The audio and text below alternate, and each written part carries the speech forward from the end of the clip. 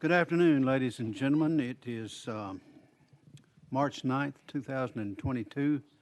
A few minutes after 3 o'clock, this meeting of the House Agriculture and Natural Resources Committee is now in session. Clerk, call the roll. Representatives Cochran. Here. Cooper. Darby. Here. Doggett. Present. Hardaway. Halsey. Hurt. Here. Potts. Reedy. Here. Rudder. Here. Shaw. Todd. Here. Travis. Here. Vital. Here. Wright. Vice Chairman Grills. Here. Chairman Hofford. Here. Mr. Chairman, you have a quorum. Thank you, Madam Clerk. Anyone with personal orders today? Representative Doggett, you are recognized.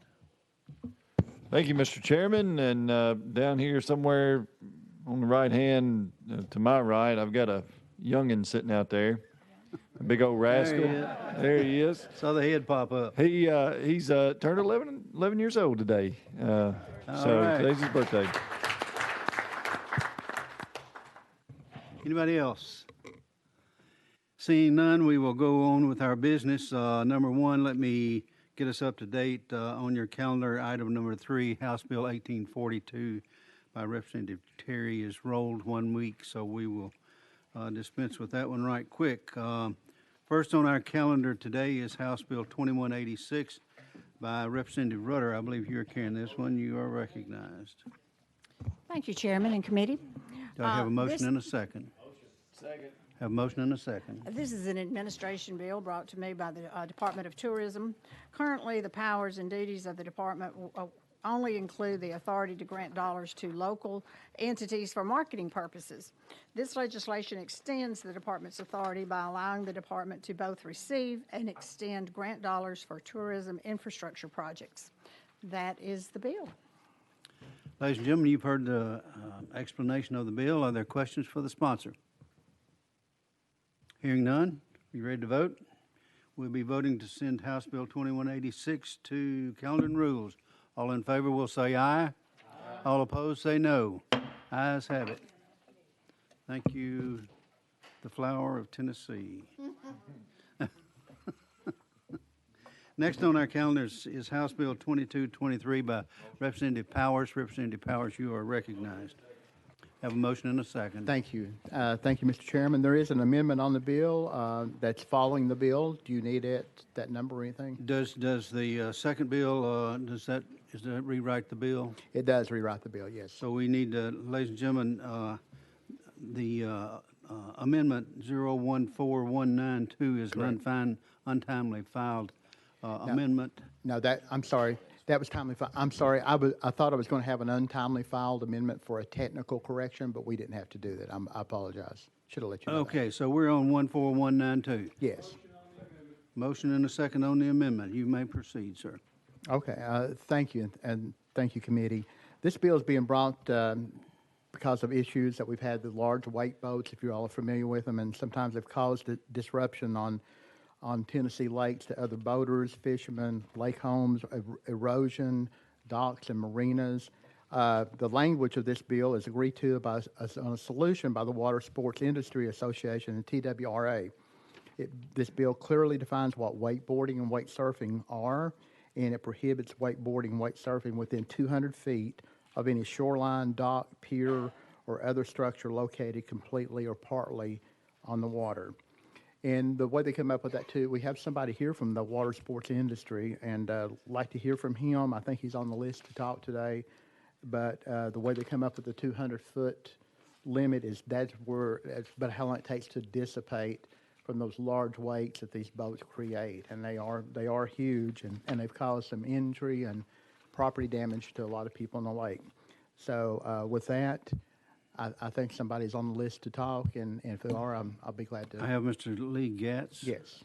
I think he's here with the water sports industry. We'll go out of session to hear from Mr. Lee Gatz with the water sports industry. You are recognized, sir. Please identify yourself and tell us what you're about. Can you hear me now? No. There we go. There you go. I got it. Oh, great. Well, thank you very much, Chairman, for allowing me to speak today. And folks, it's just so good to be back in the state of Tennessee and seeing some bright, familiar faces. Folks, my name is Lee Gatz. I'm with the Water Sports Industry Association. I represent brands, Tennessee brands throughout the state like Mastercraft, Malibu, Yamaha, Inmar Engines, names like that in the marine industry. We're very appreciative that Representative Powers is running this bill. We as an industry always attempt to self-regulate on the waters and be good stewards of the water. And we believe that once again, Tennessee will be a model state that we can point other states to as a good example for how boats can safely operate on the waters and all can enjoy the waters of Tennessee as well. And we hope that other states take note of that and replicate what the state of Tennessee is doing here. We're extremely supportive of the bill, and I'm happy to answer any questions that this body might have. Questions for Mr. Gatz? Anyone have a question? Seeing none, we appreciate you being here. We will go back into session. Representative Powers, you are recognized. All right, thank you, Mr. Chairman, and I'll be glad to take any questions. and Questions if for the not- sponsor? Oh, I'm sorry. We need to get the amendment on first. We do, okay. Yes. I have a question, have a motion and a question. I'm sorry.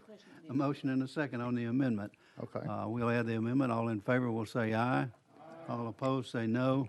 Ayes have it. We're back on the bill as amended. Representative Doggett. Thank you, Mr. Chairman, and sponsor the bill. This is something that I know that in the past has been discussed quite extensively.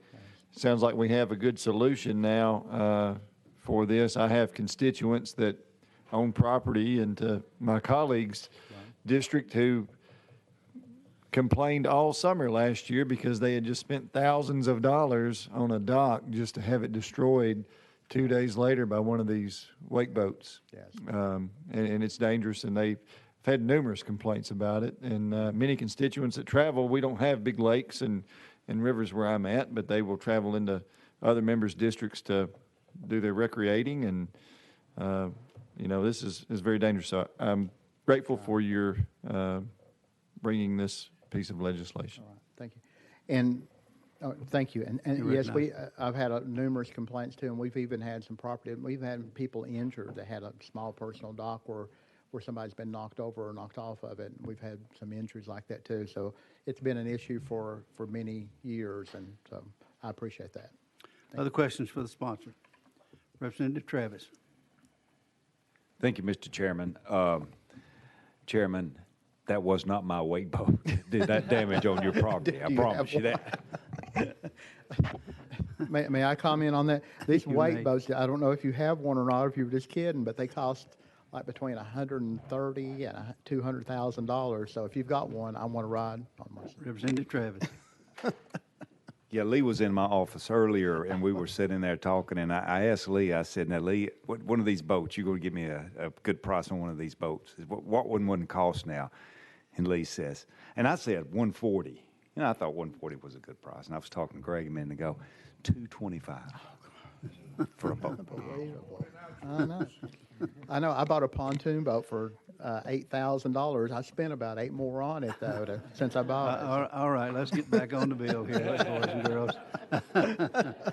Anyone else with a question? Seeing none, the question has been called on the bill. All in favor will say aye. All opposed say no. Ayes have it. I believe this goes to Calendar and Rules. Thank you.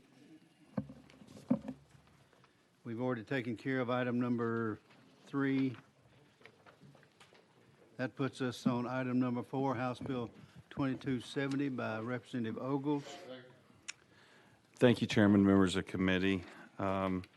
This piece of legislation, House Bill 2270, commingles. I believe we have an amendment on this bill. We need to get that amendment on, I believe. Is that correct? I believe the amendment is traveling with the bill, but if you'll read me one, I'll say yes. 14340? Yes, sir. It is traveling with it? No. Oh, wait a minute. No, that's, No, I think we have to put the okay, amendment on. yes. I do have a motion and a second on the amendment. All in favor will say aye. All opposed say no. Ayes have it. You may proceed. Thank you, members. The amendment just changed the effective date, but what this piece of legislation does is it commingles BUI and DUI. For instance, if you get a DUI on the road and then you get a BUI on the water, that is your second, or vice versa. If you get a DUI on the water, then you go to land, the offenses will commingle for as far as sentences and how many priors you have. And I'll just paraphrase a letter I have from a concerned person just to our north in the Commonwealth of Kentucky. I usually don't take stuff from out of state, but I think you'll enjoy this. It shows its relevance. Mr. Ogles, on July 2nd, 2010, I was run over by a drunk boater while sitting on a jet ski behind my dad's house near Danville, Kentucky. The boat hit me from the side at more than 60 miles an hour, a speed almost unheard of on this lake. The impact threw me off the jet ski, and I spent 3.5 minutes face down in the water. I sustained a traumatic brain injury. The impact broke my neck, my collarbone, my jaw, all of which I have metal plates in. The boat landed on top of me. It lacerated my liver and shattered both femurs. The propeller severed my right leg just below the knee. I was 13 years old. This happens to come from the president of Mothers Against Drunk Driving that was actually injured by a boat, not a car. So they're in support of the legislation, and they just wanted to voice their concern that though many states have treated BUIs as offenses that are not as significant as DUI, they are very severe. The person that was driving that boat was given a $250 fine in the state of Kentucky with all those injuries sustained to a 13-year-old. So with that, I'll take any questions. This committee worked on BUI last year, I believe, and did great work. This simply brings those offenses from the water to the land as far as enhancements and sentencing. Questions for the sponsor on the bill as amended? Representative Grills. Thank you, Mr. Chairman. And Representative Ogles, sit here and talk about this issue here. Every time we get a chance to vote on an alcohol bill on the floor, I'm always a no. And right here is another prime example of what alcohol does to individuals. Over and over again, we're allowing more alcohol to be sold and used, and this right here is the result of it. And I just think the next time we have a chance to vote to make alcohol easier to obtain, we need to think about situations such as this, because these are the outcomes. You never hear of families getting back together because dads start drinking, and maybe this is a rant that I'm on, and families that are struggling come back together because someone started drinking in the family. But over and over again, you see families falling apart because of that. And that's the reason I so adamantly oppose the alcohol and what it does to families. I love the bill, and I'm 100% behind you. Thank you. Other questions for the sponsor? Seeing none, we'll be voting on House Bill 2270 to go to criminal justice. All in favor will say aye. All opposed say no. Ayes have it. Thank you, you, Chairman, sir. members of committee. Next on our calendar is House Bill 2653 by Representative Clemens. Have a motion and a second. Thank you, Mr. Chairman and committee. This bill makes a slight amendment to the definition of vacant public land under the Community Gardening Act that's in the code that was passed a few years ago by Representative Hardaway and Senator Nicely. This bill was brought to me in Senate sponsor by the Nashville Food Project. Several of you probably remember me standing up on the House floor memorializing a 42-year-old lady in my community named Toulouse Schuyler Quinn. She started the Nashville Food Project. It provides opportunity to farm for individuals, connecting communities with food growing, and also feeds about 5,000 different individuals a week throughout the community who need help. And this bill simply clarifies the definition of vacant public land to specify that it includes property controlled by Parks and Rec Department or similar entity that is not currently being used as parkland. And the current statute has the requirements in the process that you go to have to be able to use it, and the fee and so forth. So that's it. Ladies and gentlemen, you heard the explanation. Representative Shaw, you are. Thank you, Mr. Chairman. I thank you for bringing this. I had some time to study this in our setting we were in. this is a great opportunity for the community if people use it, and thank you for bringing that. Well, thank you, Representative. And I had a similar conversation with one of your colleagues on this committee about the opportunity for individuals who weren't as fortunate as some of us to grow up on farms and have this connection with food sources.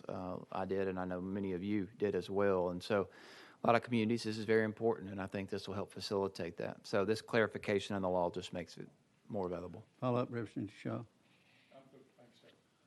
Representative Todd. Thank you, Mr. Chairman. Sponsor, does this in any way create any additional liability for the public entities that own this land? No. And in fact, it just simply clarifies the land that can be used to make it clear that public parkland can be used. And so, for instance, here in Nashville, there was a concern by the Nashville Food Project as to whether or not Metro Parkland qualified as vacant public land. And some said yes. Actually, no one said no. But we just wanted to make sure to clarify it should there be any questions raised. And the protections are already in the current statute, and any other common law would certainly apply. Representative Todd. Thank you, Mr. Chairman.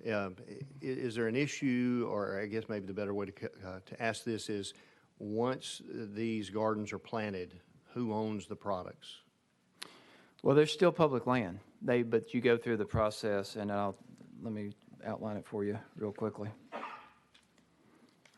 This isn't exchanging ownership. It's simply exchanging the right to use that plot for this specific purpose for as long as the public entity or the municipality allows it to be used for that purpose. And so in Chapter 4324-102, and then Section 103 goes through the legislative intent for local governments authorized to use this and lays out the intent of the chapter to create authority for local governments to promote healthy eating and active living in their community by encouraging and supporting community gardens.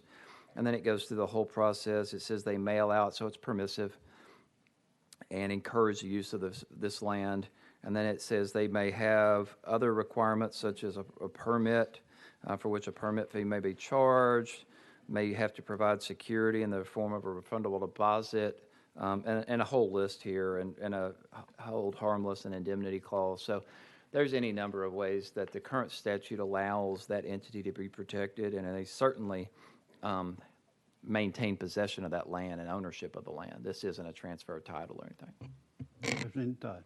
Thank you, Mr. Chairman. And that doesn't really get to, and maybe I didn't ask the question properly, so I'll give you a scenario. If someone were to teach Representative Grills, for example, how to plant a garden, then if he plants that, who does that food belong to if it actually grows? Yeah, so the food is the entity. In this scenario, I mean, it could depend. The municipality could establish the parameters of how that's divided up and who is entitled to that if you use it for that purpose.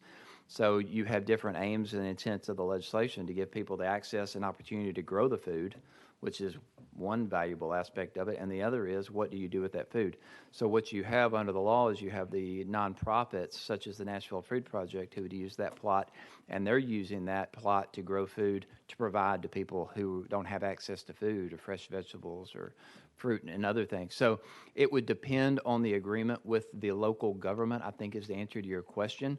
But in most instances, it is that entity and taking that food and giving it back to the community through their own programming. And I think the complete local discretion there is key here to get to your point. Representative Todd. Representative Shaw. I think the question's been answered, but it most cases it's community gardens, but it also enhances the property owner's property, and it cuts down crime all at the same time. Plus, it produces a safe haven for the food because when we were in this class, one of the things that the instructor said, which I thought was interesting, you don't want to plant a garden over an old separate tank or something like that. So they make sure that the property is proper for planting gardens. It's more or less community-minded gardens. In some cases, it might be a person plant something personally for themselves, but it also cuts down crime in the community because the community watches over the garden and makes sure nobody else goes in there and destroy it. So it just enhances a community is what it does in a big way. And I wish more people would do it. People are doing it in the city more than in, we take for granted in a rural area, you got a garden, you just plant a garden, but people in the city are excited about the fact that they can grow something with their hands. So it's an educational piece. It's a lot of good components to it. That's why I really thank you for bringing it. Yeah, thank you, Representative. And I think it's the other important component of this is the opportunity to educate children, and especially in urban areas. Like I said, many of us weren't as fortunate as many of us that didn't have the opportunity to get our hands in the dirt and learn how things grow and where our food comes from. So I think there's a lot of advantages and benefits to this. Representative Grills. Thank you, Mr. Chairman. Representative Clemens, now, what about like tax sales and those type of lots that are not bought at a tax sale? Can they be used for this, or is this just for like parks and properties that parks are overseeing? Well, under the definition of the vacant public land, it could be any of the above, but the local government has a discretion how they use that property. So it's any land that's owned by a local government that's not in use for public purposes. So the question is, it depends on what the local government wants to do with that piece of property. You don't foresee this being an issue where local governments would be purchasing property and not putting it back on the market and taking it off the tax rolls, do you? I mean, I can't imagine that because That's not local the- governments, in my experience, tend to want to get things back on the tax rolls. So, I don't think they'd sit on it. But you could have a local government that says, "Hey, this is in the middle of an area where we would love to see some revitalization and give children an opportunity, or a nonprofit of children, and turn it over for that purpose." But that's up to them. I mean, if they want to do that. Well, once we get this, learn how to garden like Representative Todd was talking about earlier, can you give me a corner so I can sell some of my vegetables up here in Nashville? Buddy, you can sit on the corner in my lot right now. Thank you. Other questions? Question's been called. We're voting on House Bill 2653 to go to calendar and rules. All in favor will say aye. All opposed say no. Calendar and rules. Oh, by the way, we have the beekeepers here today. I know you're my interested in favorite. bees, so if you want to hang around. Fund them, folks, fund them.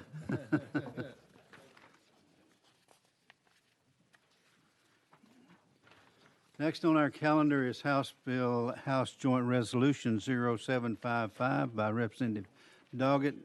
Have a motion and a second. Representative Doggett, you are recognized. Thank you, Mr. Chairman and committee. What we are doing with this House Joint Resolution is we are encouraging the Tennessee Department of Environment and Conservation to install at least one adult-sized changing table in each of their state parks. There is no time frame for which this is done. I was hoping that we could have had a presentation from them about this. They've got some exciting things that they're working on as a department that they're going to be looking at announcing, I hope, sometime in the near future. But this would coincide perfectly with what they're attempting to do in the future. So no mandates. We're just encouraging them to consider putting these adult changing tables into their state parks. Questions, comments for the sponsor? Seeing none, we'll be voting to send House Joint Resolution 0755 to calendar and rules. All in favor will say aye. All opposed say no. Thank you Ayes so have it. much. Ladies and gentlemen, as that finishes our regular calendar, today we do have a couple of presentations here. And I believe first on, in order, are the Poultry Association. Mr. Dale Barnett, come on up here and talk to us. Identify yourself, please. Yes, sir. Thank you, Chairman Halford and members of the House Ag Committee.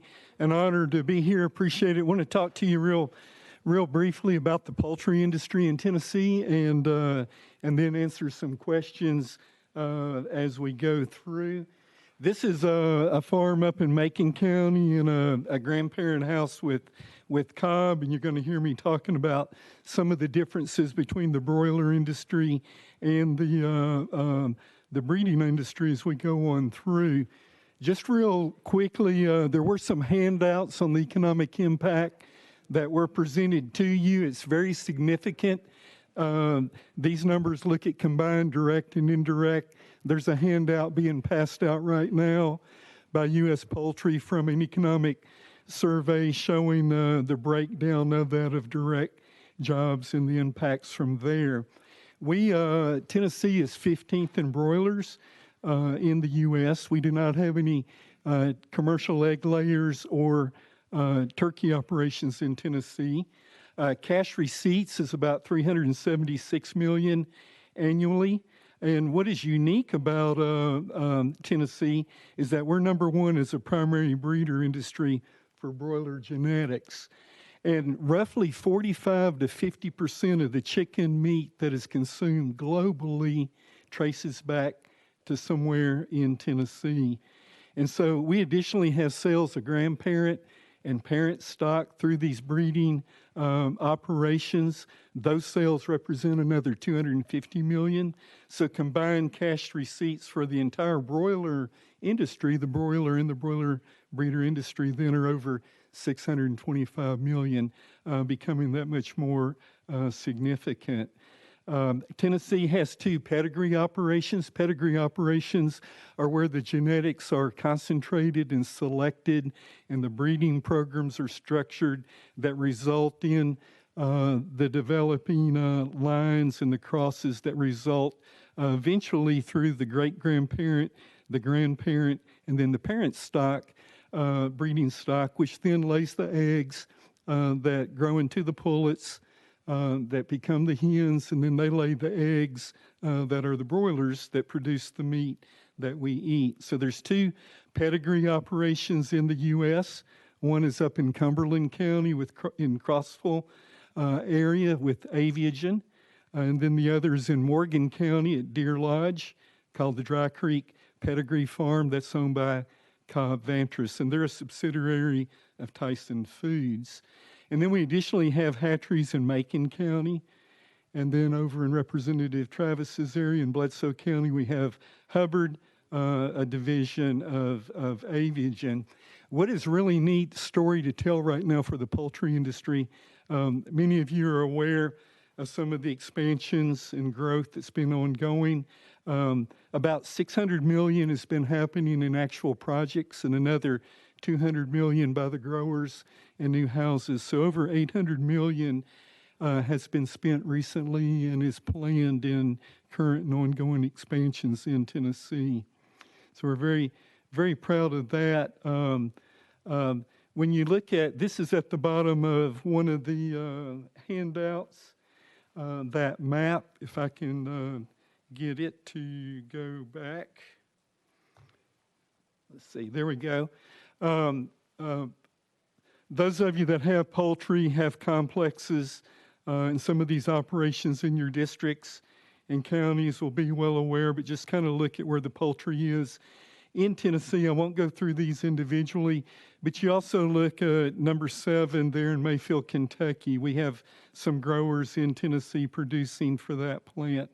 Number 6 up in Albany, Kentucky, we have growers along Macon, Clay in Pickett County, and some others producing for that plant. And then E is an Aviagen hatchery in Alabama in Limestone County, and in Representative Doggett's area in Giles and Lawrence, and then including Wayne, we have a majority of growers for those pedigree operations. And so we've got the integrators that center around the processing plants we call the complexes, will consist of a plant, feed mills, the hatcheries, and the grower base. And then we have the primary breeder operations producing the breeder genetics. And these get shipped all over the world.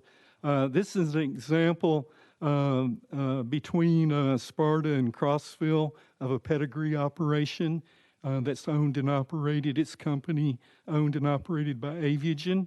Biosecurity is very, very high. This picture is taken from the road. You look at that lower left corner, you can see a fence. You have to be allowed to go past that fence. Trucks delivering feed and propane then go in. They deliver over or through the fence in dedicated trucks that get cleaned and disinfected in between. The front of this building is where you would enter. These are shower in and shower out facilities. And there's also dedicated rooms for sending out eggs. Each of these two houses will have 5,000 or 6,000 birds in them. There's probably $1 or $2 million worth of chickens on each side in these houses. These are going to be pedigree birds. Their eggs go on, hatch into the great-grandparent stock, and enter into the selection and breeding programs. So if you work here, you have to be allowed and gone through everything. Then you shower in, you change into company-provided sterile, clean clothing, go into the housing and work, and then when you come out, you repeat that process. So biosecurity is very, very important to all of the industry, and especially at this industry. One of the questions that comes up is, why is Tennessee such a prevalent primary breeder state? We are number one in the nation for broiler genetics and have a global impact, as I've already mentioned. But look at where we're located within the broiler belt. Those states across the south, southeast, going on up toward New England, the broiler belt. Tennessee is located central, so from a logistics standpoint, we're positioned very well. And then also, we do not have a high concentration of broilers. Some people may not see it that way, but look at Georgia, for example. The state of Georgia is the leading broiler producing state. They have roughly 7 times the broiler meat bird production that we do. Alabama, about 6. Arkansas, about 5. North Carolina and Mississippi are very strong. Kentucky's poultry industry has even surpassed the racehorse industry up there. So logistically, we're very well placed. And then also, because we do not have a heavy concentration of broilers, that makes it attractive for these primary breeder operations where we need to protect them with extra measures and levels of biosecurity. This is a Hubbard truck that was leaving the Pikeville hatchery. Hubbard was bought 3 years ago by Aviagen. Hubbard was formerly French-owned. Aviagen is primarily a German-owned, controlled company. And so this truck is environmentally controlled. It has freshly hatched or day-old chicks in it. They can control the temperature and the humidity.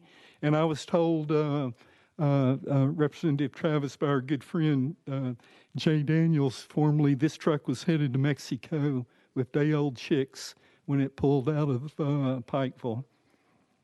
And so chicks from the operations in Tennessee go to over 100 countries. So from Tennessee, the genetics that's bred, raised, developed here in Tennessee ships out by truck, goes to airports, and goes to over 100, probably 110 countries around the world to perpetuate the broiler meat production. Was asked to comment about what are some of our concerns. Biosecurity, of course, is a big concern. Most everyone's aware of the avian influenza situation in the U.S., and I'd be happy to answer questions from that. I would like to comment that our Department of Agriculture, our state vet, Samantha Beatty, our Commissioner Hatcher, they do a tremendous job looking out for Tennessee and addressing this. To date, there's only been reports of some wood ducks up in Obion County that have tested positive, so we have not had any breaks of avian influenza in Tennessee. We did have low path in 2017, and our state veterinarian team, Dr. Hatcher and Beatty, and their team at that time quickly worked with the companies to stop it and see that it didn't spread.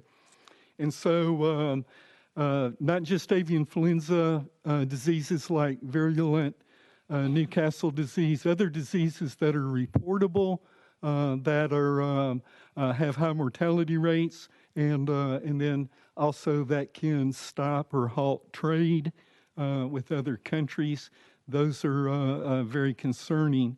So not only are the diseases concerning, but we have concerns with other poultry bird owners that may not participate in some of these disease management prevention programs. They may not be transporting birds across state lines as is required by federal and state law. And so those kind of things are concerned. And then people that simply aren't reporting disease or disease concerns locally or to our state veterinarian or to USDA. So those are biggest threats right now. Labor shortages, backfilling of positions as we add companies and growth, and people move to different positions and perhaps better positions. The challenge of backfilling jobs at these plants is a challenge for us, the trucker situation.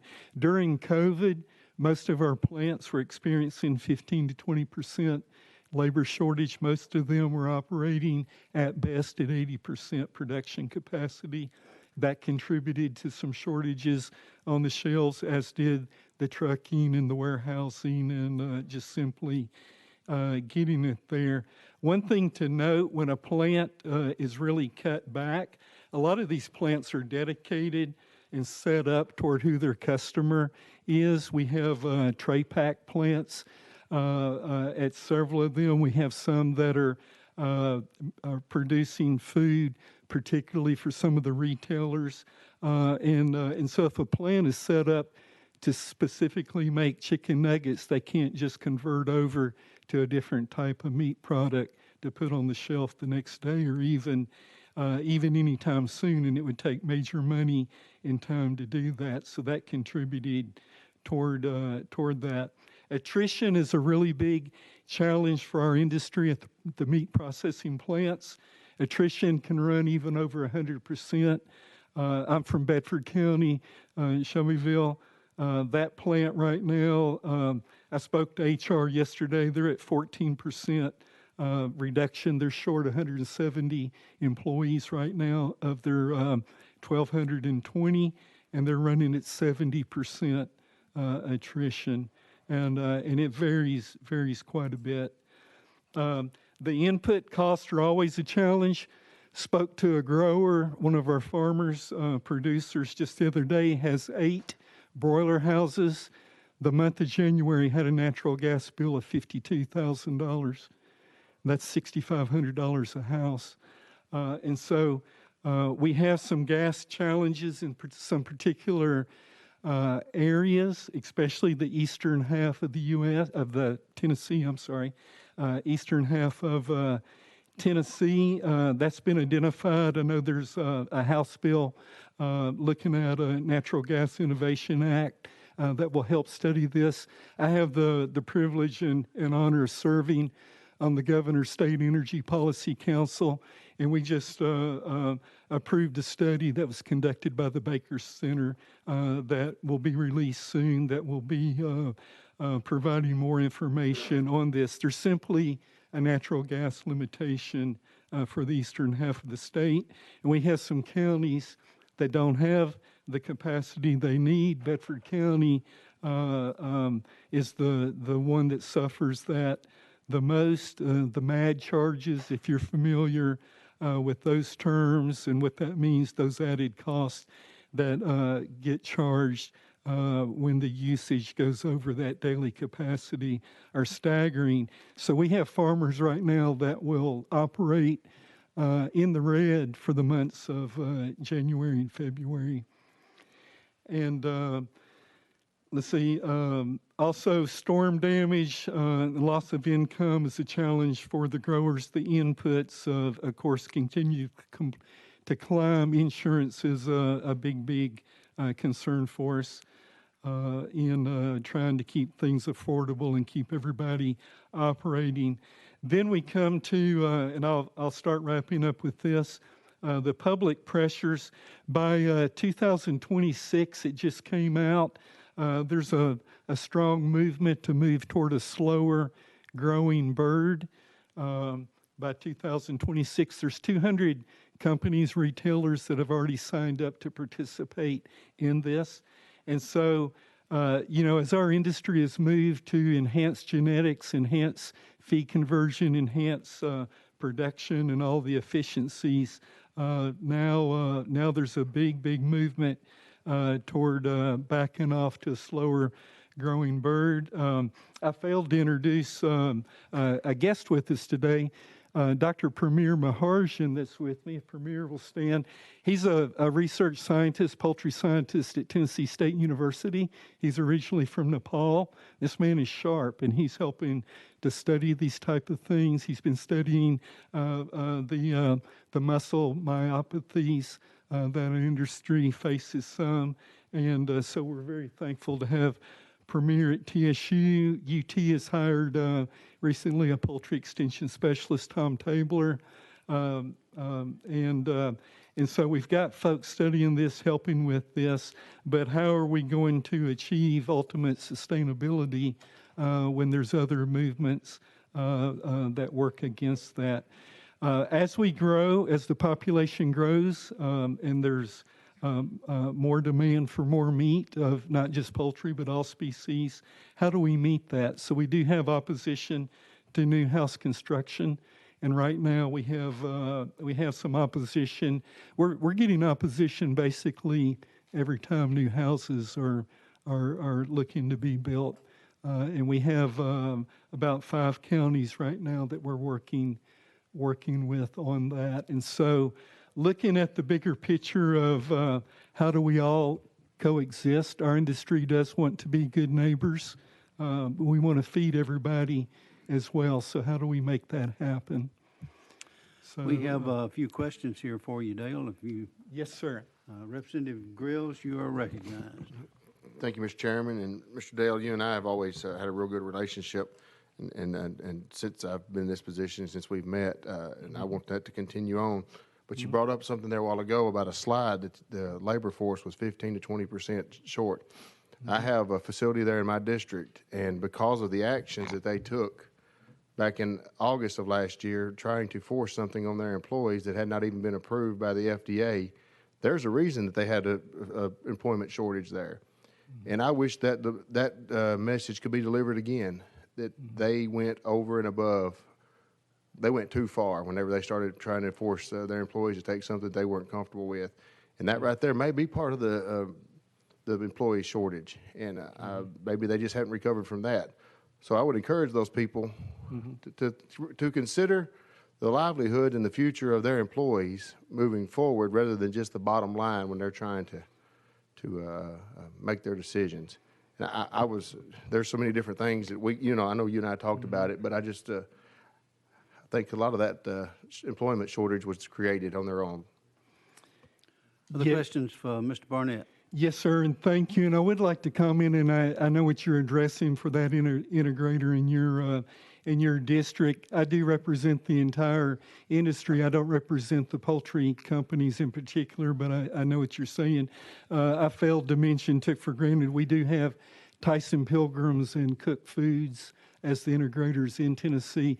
All of our companies experienced those shortages. How that was handled, I hear what you're saying. Not all of the companies took that position. Representative Todd.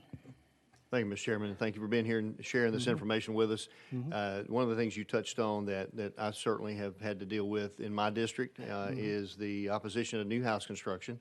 And I would just mention to the committee members that if this happens in your district, you're going to get a lot of bad information, a lot of misinformation. There are groups out there that are literally lying to the public and misleading them on purpose to thwart the efforts of our ag industry to expand and to feed our population.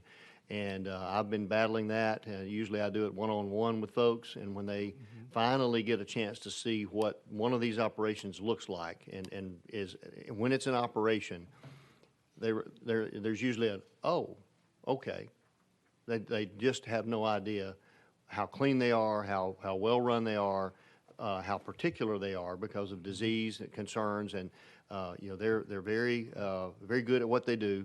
And I just mentioned that to you because you're probably going to have that in your district at some point in time, and You just, I would encourage you to go and visit these operations, drive around them, look at them, and you'll know then that most of those things that are being said are out and out lies, quite frankly. So appreciate it, Mr. Chairman. Dale, thank you for being here today. We need to move on. We have Yes, another sir. presenter here, so right. thank you for being here, and we'll look forward to seeing you next time. All right. Thank you, everybody. We appreciate the work in your districts. Next on our agenda are the beekeepers, Mr. David Glover and Chris Kinzer. If they would come forward and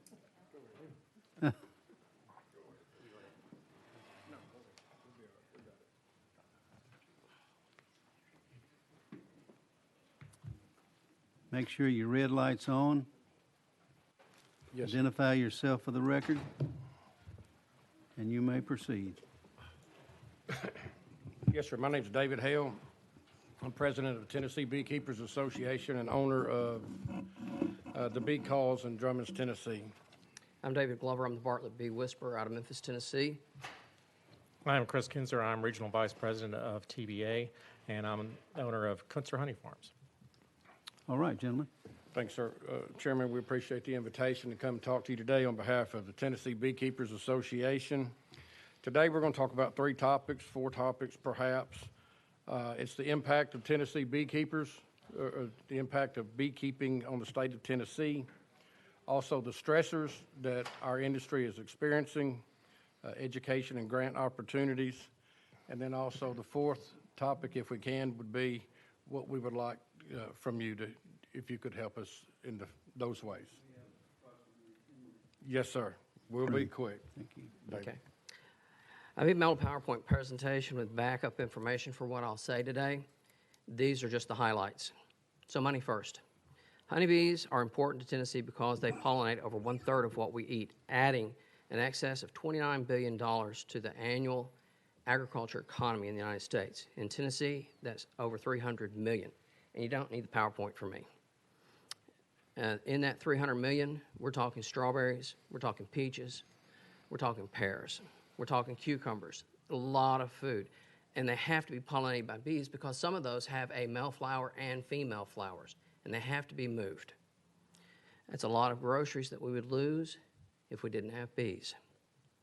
The optimal number of colonies required for basic pollination in Tennessee is 422,000 colonies, or roughly 10 colonies per square mile.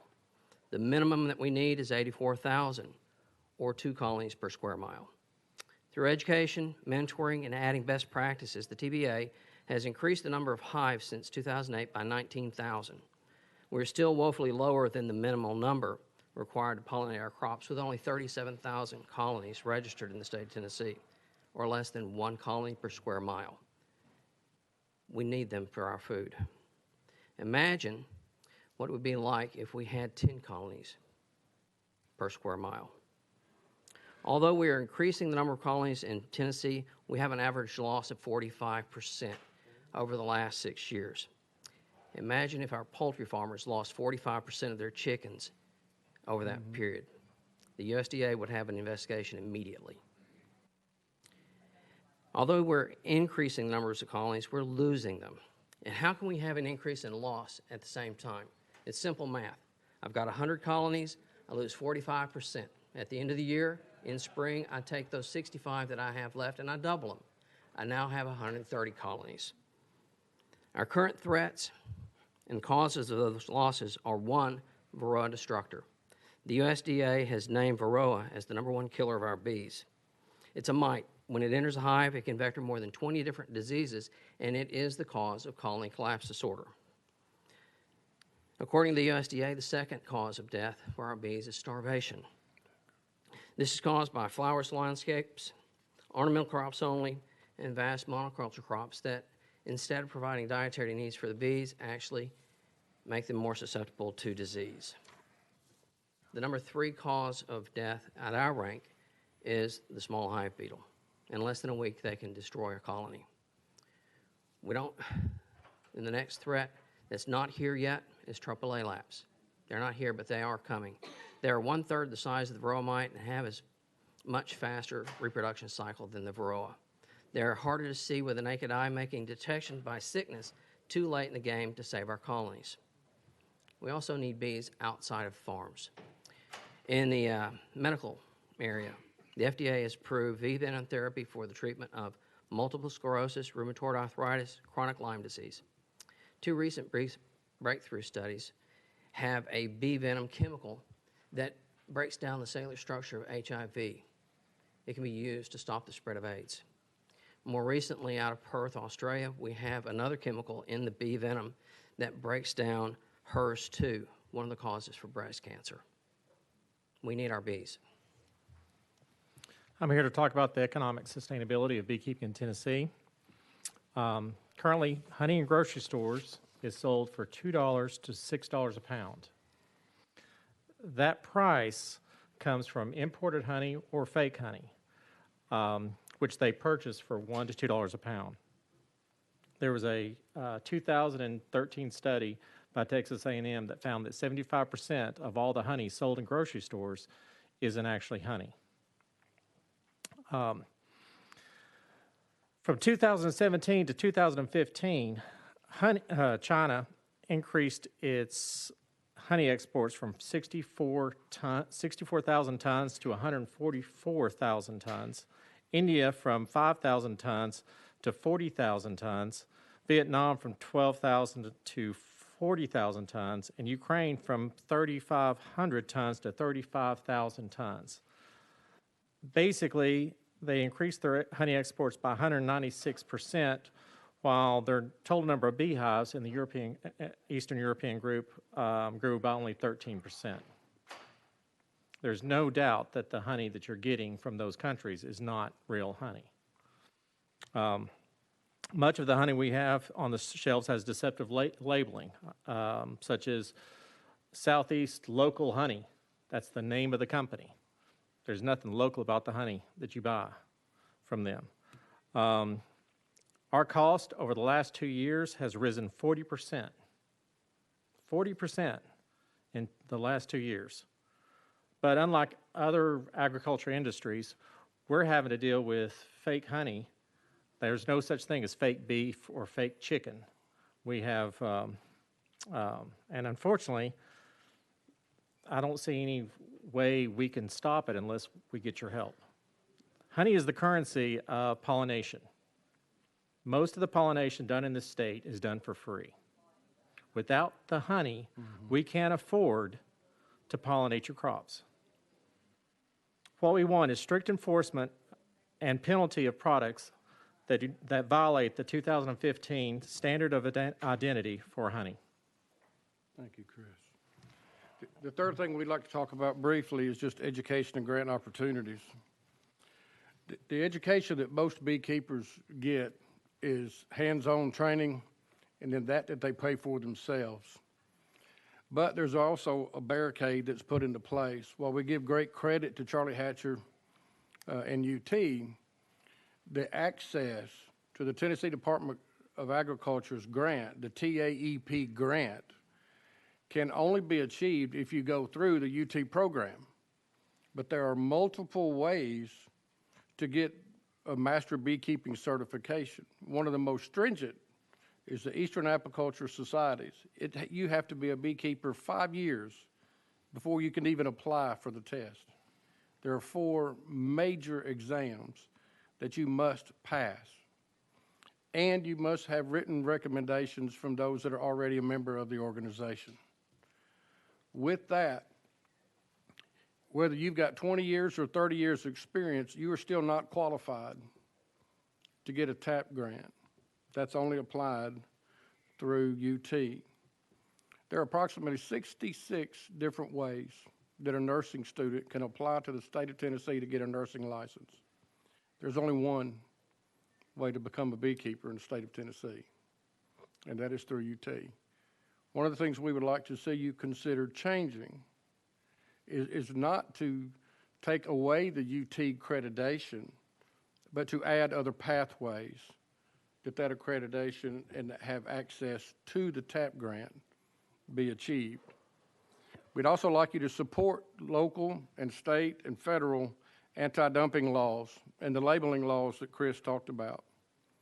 One thing we desperately need in the state of Tennessee is a research laboratory for varroa mites, triple lalops, and other pests and disease. The bees that are here, the bees that are affected here, don't stay here. Many of the colonies leave here, they go to California, they do almonds, they work their way back to this side of the state, and when they get here, many of them are often ill and diseased. They have to be treated, many of them die. The beekeeping industry here needs your help. And so we're asking you to see if somehow that you could even partner more, if it's with UT, in a research lab. Open up the avenues that we can get to grants. And we're saying it's like a monopoly type that they have on the UT TAP grant from Tennessee Department of Agriculture. So those are the things that we would like you to consider.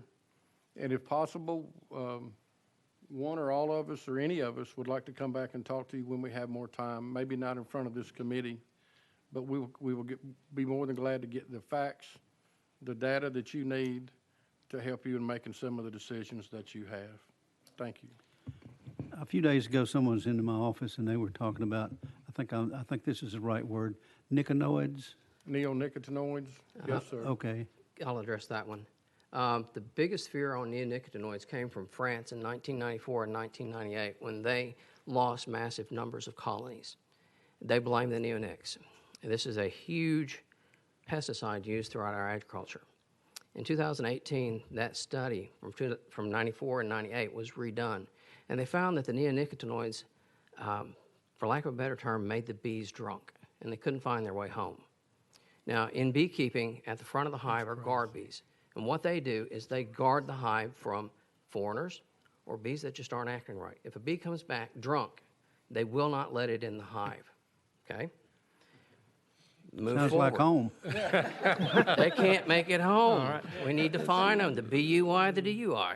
I mean, those things are out there. But the problem is, in the study, they also found that there was an adjutant that was added with a neonicotinoid to make it a more effective pesticide. That adjutant is fipronil. Fipronil is used on our dogs and our cats as a flea and tick inhibitor. It bioaccumulates in the bees.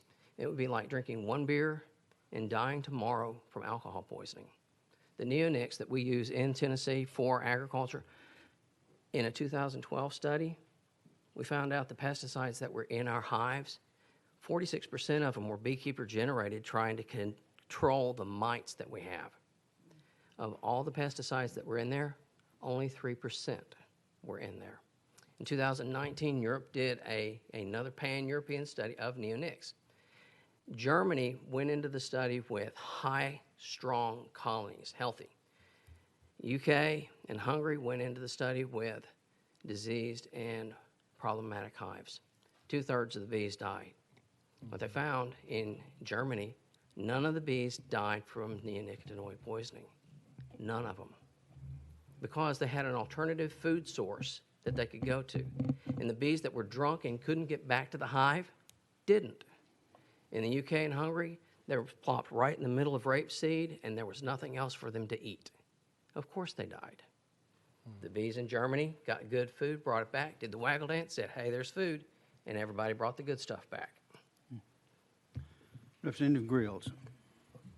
Thank you, Mr. Chairman. I'm fascinated with this so much that last year y'all came in, and then I went and bought me a hive. And I have a hive, got me a little bit of honey last year.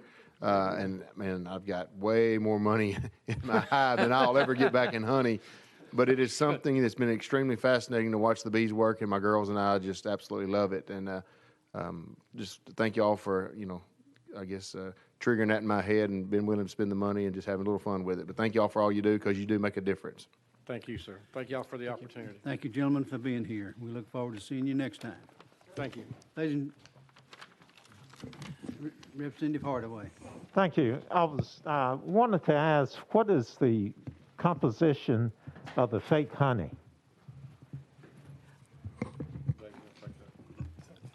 One of the things, and this is actually came out during Apimondia in Canada, where we have the Worldwide Beekeeper Association, Apimondia.